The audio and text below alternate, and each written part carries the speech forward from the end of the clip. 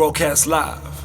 We out here with the homie, aka. What's going on? Yo. Long way from where we started. That's what I was thinking of actually. I was like, yo, I was thinking of my archives. It's like entity. Yeah. Then I might have met you at St. John's. Gave you some advice. Then you met up with Tibbs. He really actually just kicked you off. And started you off, introduced you to Fifth Season, and Fifth Season basically got you to the star level that you're on. And when do you get to a point where you go, all right, cool, I can ride on my own? Well, I think it really gets to a point where it's where you are in life as a man, not necessarily just as an artist or as a career or business person. I'm a father now, and I wanna build something that I can leave behind for my daughter. And really just build something of my own. I learned so many invaluable lessons through Show Love and Teebs and Fifth Season. That I got to a point where I was like, hey man, I can actually go this on my own. So we've started our own company, the holding company Beam Group, which holds the other brands like Super Mega Show, Third World, the AKA Foundation, the Super Mega merch that we do with Head Honcho currently. And those are our projects that we're kicking off now. We're not a record company. That's better left to Fifth Season.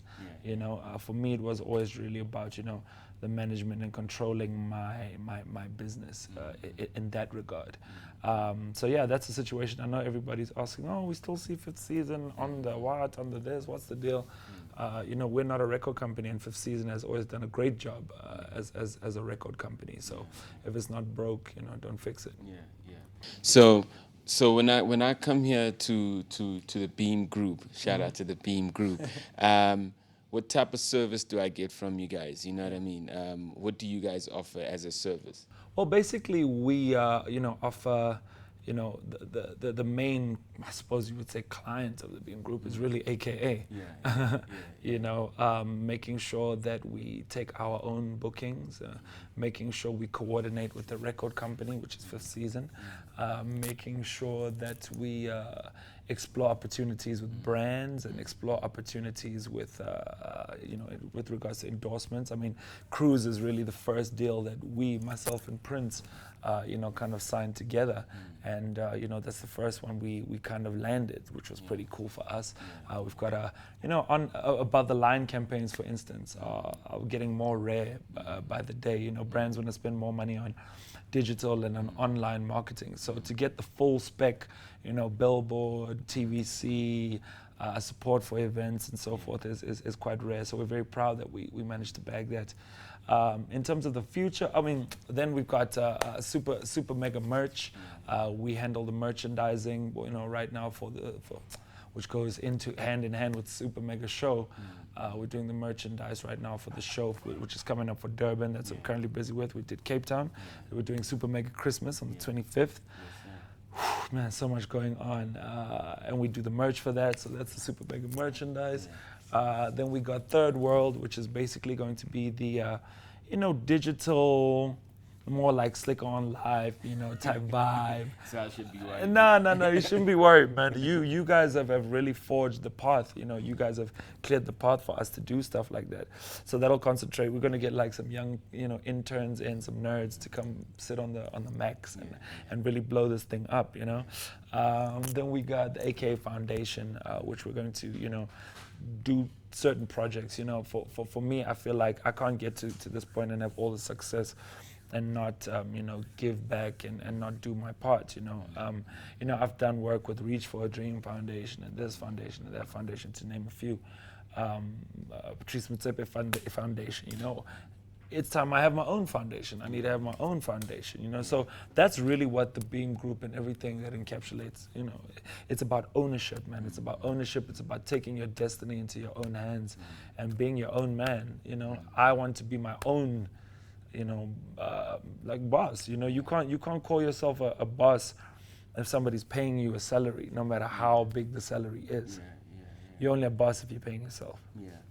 Now, we'll get into the meat of it. You know, you've been very vocal generally with like a lot of brands, but now you moving from the artist level and now you the business. So you know, you can't be as blatant as someone else, because you can't be as blatant as you've always been, because now you're actually like in the forefront of the business. You know, I mean, it's sometimes like, you know, they go fifth season, take for instance, and I'm using them as an example. You could like drop a crazy tweet, and then they could, even if they agree with you, they could always call the brand and go, you know, he's an artist, he's da da da da. So how are you going to balance that? Yeah. Well. Firstly, I think it's important. Oh, yo, by the way, first South African musician on the cover of GQ. That's a story for another day. I think that it firstly has to do with my new approach to social media. You know, social media is where a lot of the stuff starts, where nearly everything starts. And the cool thing about my social media attitude right now is I only use it when I really need to. You know, I've developed a system like I don't have the app on my phone, right? So I can't get notifications, right? So social media works like this for me. I don't want to know if you don't like my song, and I don't want to know if you like my song. Do you know what I mean? Well, let me just bring for you your new song. Thank you.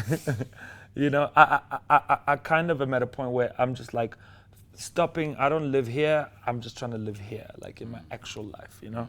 And that really goes a long way with regards to me maybe saying things that brands would not like, or doing this or doing that. But at the same time, I've got a buffer. You see, I work with you know, a team of people. Prince is if I'm the CEO, what are you, bro? I was gonna say something, Prince, but I was going. He's the general manager, or whatever the hell he is, you know. And he really is able to be that buffer between me and the brands. But that's the cool thing, is that I'm interacting more with the brands on the phone, or in person, on email, and less through social media. You know, social media is really for the fans and for the people. So I mean, not that you need any help, right? I think it's fair for us to say this is the new AKA, you know, the new direction, man. AKA. Definitely. I know. Can you feel the vibes? I feel the beams. I feel the beams. Right? Listen, there's a lot of brands I know that you've heard, you know, AKA is willing to speak to you. but let me tell you something. You see, those brands, I don't know how to say this without. You see, now that things are directly and like now I'm handling them. You know, when you had a company dealing with it in the middle, you know, the wants of an artist and the wants of the company, maybe being Fifth Season. Fifth Season, as a company, they would try and do what is best from their perspective. Not best for them, not saying they didn't want what was best for me, but in their mind, they would formulate their own plan, saying, this is how we're going to attack it, and this is how we want to go. With me now, it's like, it's directly me. There's no go-between now. Do you know what I mean? So maybe in instances where maybe they might have pushed a bit too hard, or didn't push hard enough, or there's no room for misinterpretation now. There's no middleman now, you see, because it comes through me. You know, Fifth Season has done such a great job in you see, to run a record company. Is something that we didn't even want to try and do, because we know how complex and difficult it is. But to those brands, you know, it's a new leaf, it's a new start. But also those brands do need to understand the power, man. If I have pissed off brands, it was probably for very good reason, you know what I mean? And I wouldn't be surprised if those brands could tell you, yo, it actually, you know, kind of dented us in this way or this way or this way. I'm not scared of anybody when it comes to principles, man. You gotta be a man of principle, and I feel I am a man of principle. But I do feel I'm a bit, timing is better, I'm a bit older. I feel old, I'm not 30, but I'm looking at my life like, I'm 28 now. In a few years, I'll be like 30 something. You know, now's the time. You know? Yeah.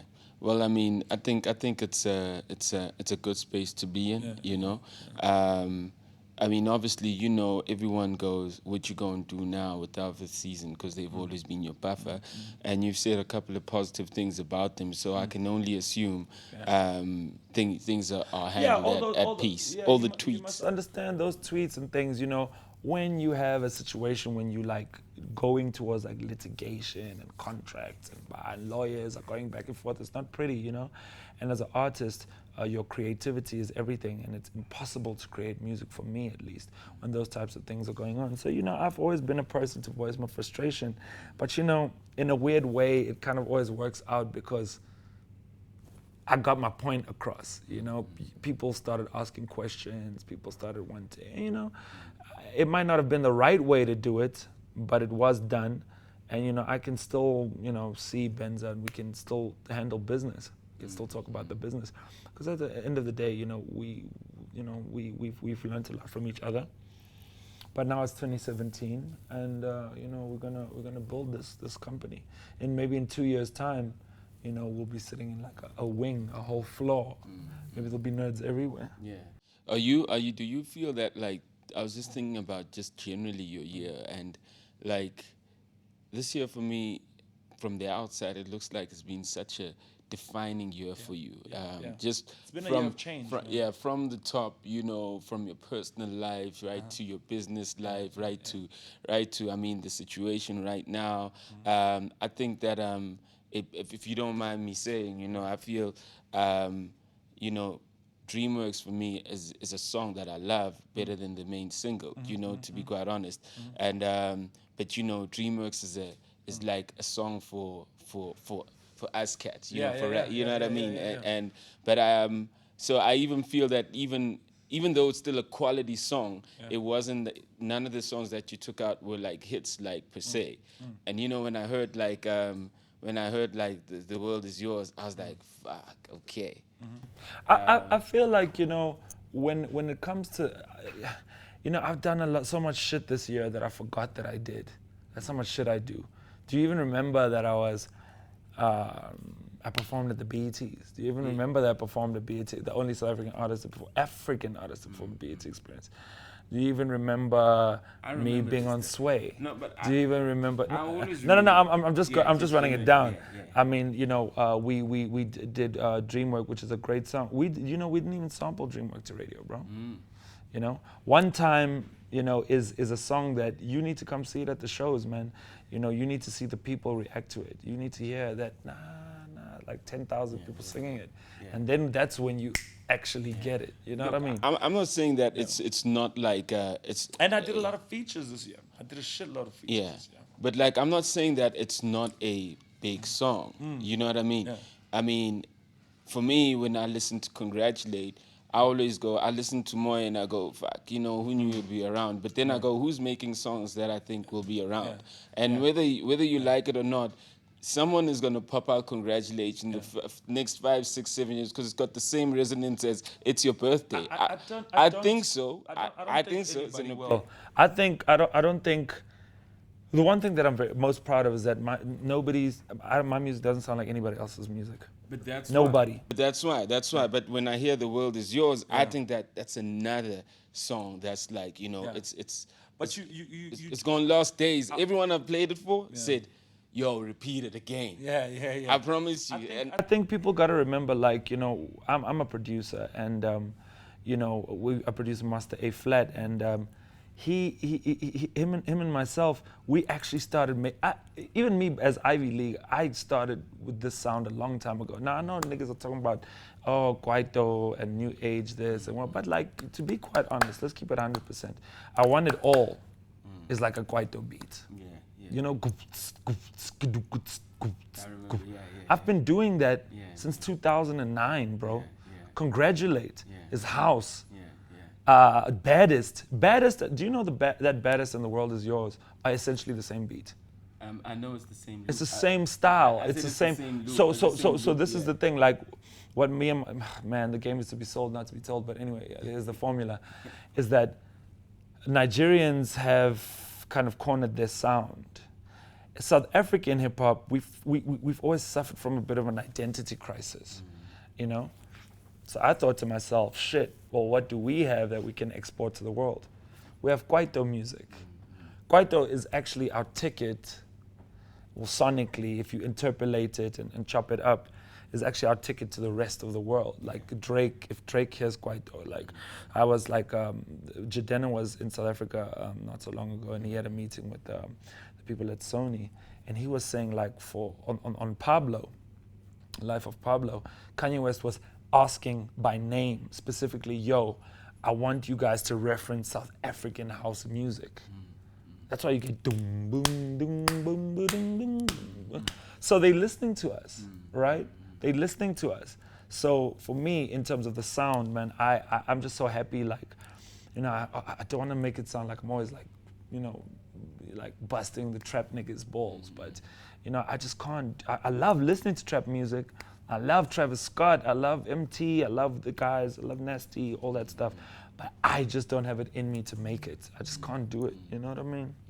Yeah. But I do feel that, like, I mean, that's why I'm saying that you've had a hell of an eventful year, which is which just hasn't been in everything, in all aspects. I think your life at this point in time was really took the forefront. And most time when people's lives takes the forefront, the music suffers. Or even if you've got a good song, I'll be honest, for me as a dude I know personally and as a fan of what you do, I was like, damn, man, this cat is going to suffer from his personal life being so out that when he drops his music, they won't check for it like that, you know? Yeah, but that's the thing about me, is my music has always saved me. But now, I if you check out my post, I even did the post on your song because I got it laid from Fifth Season. In fact, I called Fifth, yo, put that up on Vivo. And they called me up like on like the night when Sony had got it up. And I literally had to do it in the evening because we like doing our stuff in the morning. And I wrote that no matter what has happened this year, when you listen to this song, you're going to forget. Broadcast live